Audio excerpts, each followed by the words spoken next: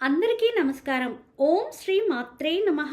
ప్రతిరోజు ఇంట్లో దీపారాధన చేసేటప్పుడు పాటించవలసిన నియమాలు. హిందూ సంప్రదాయంలో పుట్టిన ప్రతి వ్యక్తి దీపారాధన చేస్తూ ఉంటారు. దీపారాధన చేస్తున్నప్పుడు ఆ దీపం యొక్క కాంతుల వెలుగులతో మనకు ఎంతో ప్రశాంతంగా ఉంటుంది. అటువంటి మనసుకు ప్రశాంతతను ఇచ్చే దీపారాధన చేసేటప్పుడు కొన్ని నియమాలు పాటించాలని శాస్త్రాలు చెబుతున్నాయి. అవేంటో, ఎప్పుడు ఏం చేయాలి అనేది ఈ వీడియోలో తెలుసుకుందాం. పూర్వకాలం మట్టి ప్రమిదలలో దీపారాధన చేసేవారు. అయితే దీపారాధన చేయడం కొరకు బంగారు ప్రమిద కానీ, వెండి ప్రమిద కానీ, ఇత్తడి ప్రమిద కానీ లేదా మట్టి ప్రమిదలు కానీ ఉపయోగించవచ్చు.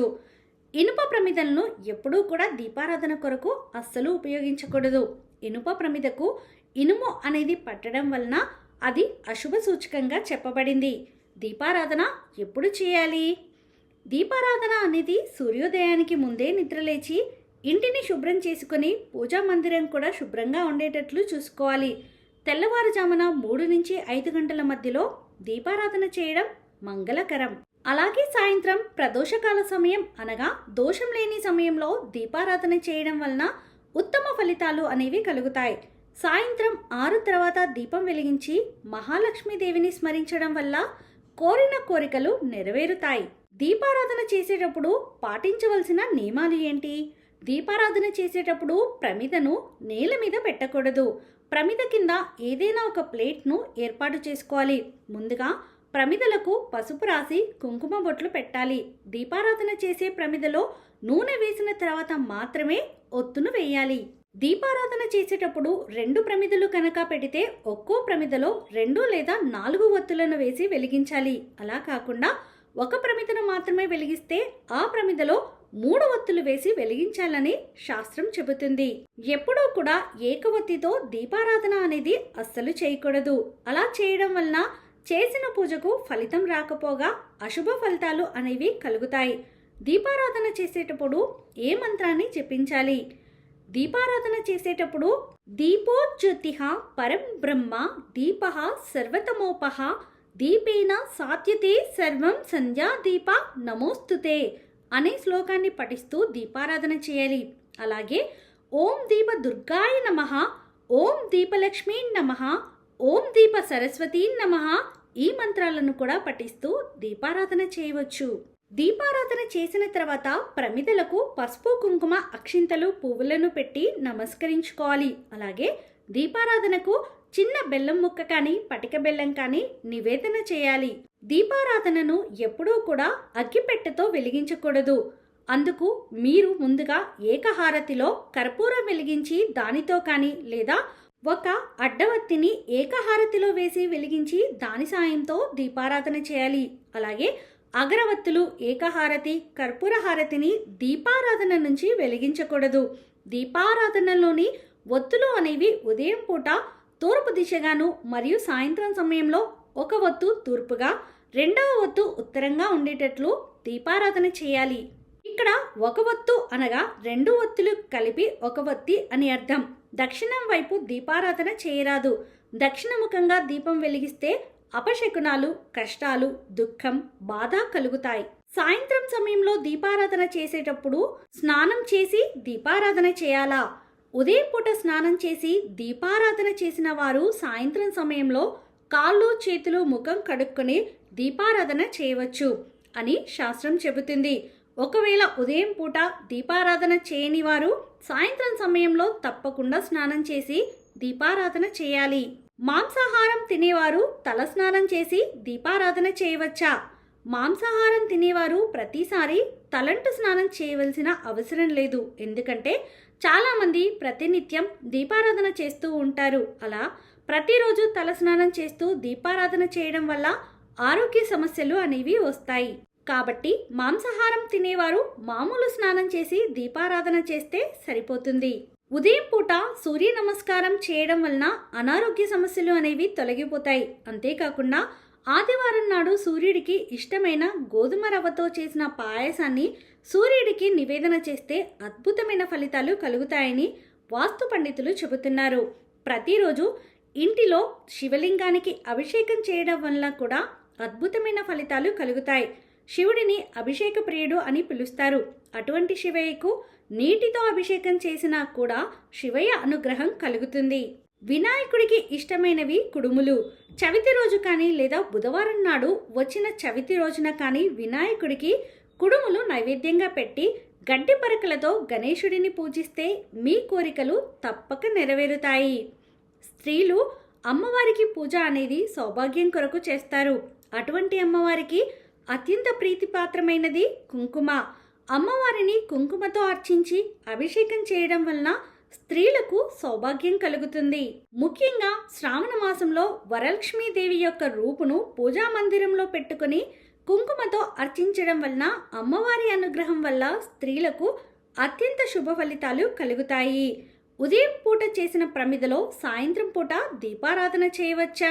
ఉదయం పూట దీపారాధన చేసిన తర్వాత సాయంత్రం సమయంలో అదే ప్రమిదలో దీపారాధన చేయవచ్చా అనే సందేహం చాలా మందికి ఉంటుంది. అయితే దీపారాధన చేసేటప్పుడు ముందుగా ప్రమిదలను శుభ్రం చేసుకోవాలి. తర్వాత మాత్రమే దీపారాధన అనేది చేయాలి. ప్రమిదలు కానీ కుందులు కానీ జిడ్డుగా ఉండకూడదు. ఉదయం చేసిన ప్రమిదలో సాయంత్రం సమయంలో కూడా దీపారాధన చేయవచ్చు. అలాగే ఉదయం చేసిన ప్రమిదలో మరుసటి రోజు దీపారాధన అస్సలు చేయకూడదు. దీపారాధన చేసిన తర్వాత దీపాన్ని నోటితో అస్సలు ఆర్పరాదు. ఒక దీపపు కుందితో ఇంకొక దీపాన్ని వెలిగించకూడదు. ఎటువంటి దేవుని ఫోటోలు ఇంటిలో ఉండకూడదు.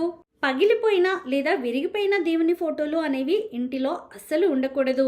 అలాగే పూజ గది విడిగా లేని వారి ఇంట్లో పంచముఖ ఆంజనేయ స్వామి ఫోటో ఉండకూడదు. సూర్య భగవానుడి యొక్క ఫోటో కూడా ఇంట్లో ఉండకూడదు. ఎందుకంటే మనకు ప్రతినిత్యం కనిపించే భగవంతుడు సూర్యుడు.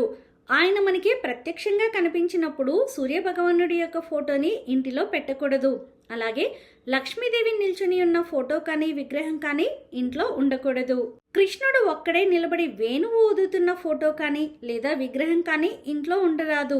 శివలింగం కనుక మీ ఇంటిలో ఉంటే ప్రతినిత్యం శివుడికి నీటితో తప్పకుండా అభిషేకం చేయాలి. అలా అయితేనే శివలింగాన్ని ఇంట్లో ఉంచుకోవాలి.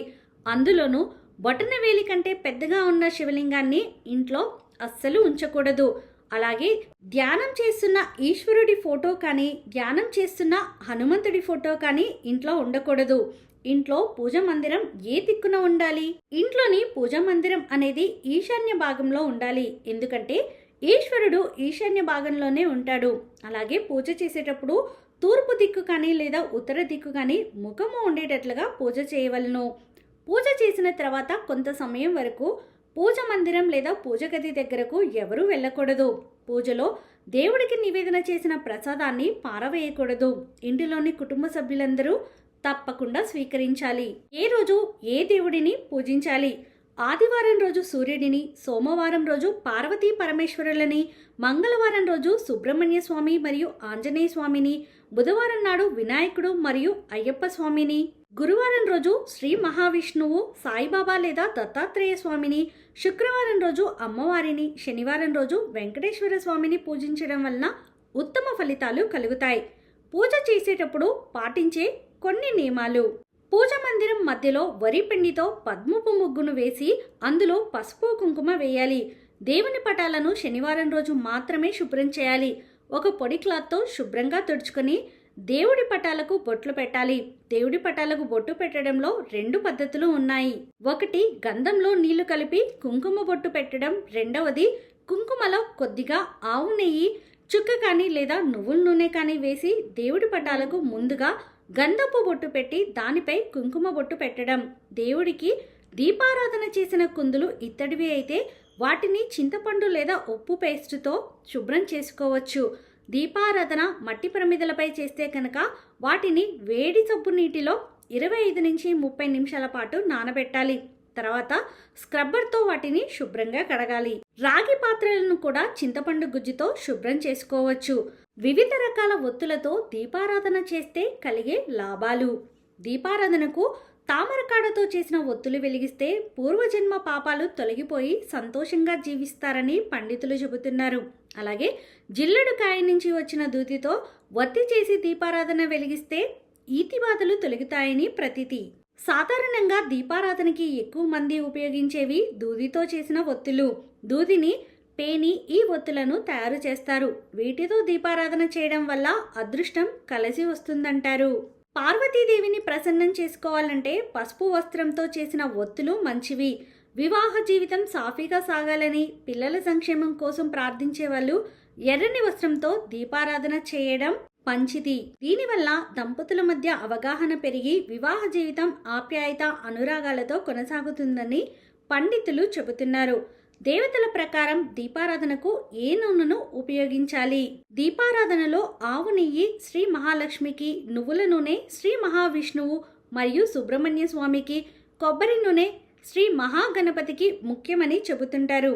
అలాగే ఆవు నెయ్యి, విప్ప నూనె, ఆముదం, కొబ్బరి నూనెలు ఆది పరాశక్తికి ఉపయోగిస్తే చాలా మంచిది. ఎవరైతే ఇంట్లో ఉదయం సాయంత్రం పూట దీపారాధన చేస్తారో వారి ఇంటికి దరిద్రం అనేది రాదు, ఆర్థిక సమస్యలు అనేవి రావు. అంతేకాకుండా నిత్యం దీపారాధన చేయడం వల్ల ఆ ఇంట్లో లక్ష్మీదేవి కొలువై ఉంటుంది. దీపారాధన యొక్క కాంతుల వెలుగుల వల్ల ఇంట్లో ఉన్న దుష్టశక్తులు కూడా బయటికి వెళ్ళిపోతాయి. ప్రతినిత్యం దీపారాధన చేయడం వలన కూడా గ్రహదోషాలు అనేవి తొలగిపోతాయి. ఇంట్లో ఉన్న నెగటివ్ ఎనర్జీ అంతా కూడా ఇంటి నుండి బయటికి వెళ్ళిపోతుంది. ఈ వీడియో మీకు నచ్చితే ప్లీజ్ లైక్ చేయండి, మరికొంతమందికి వీడియోని షేర్ చేయండి. ఫస్ట్ టైం ఛానల్ని చూస్తున్న వారు సబ్స్క్రైబ్ చేసుకొని పక్కనే ఉన్న బెల్ ఐకాన్ని క్లిక్ చేయండి. సర్వే జనా సుఖినో భవంతు.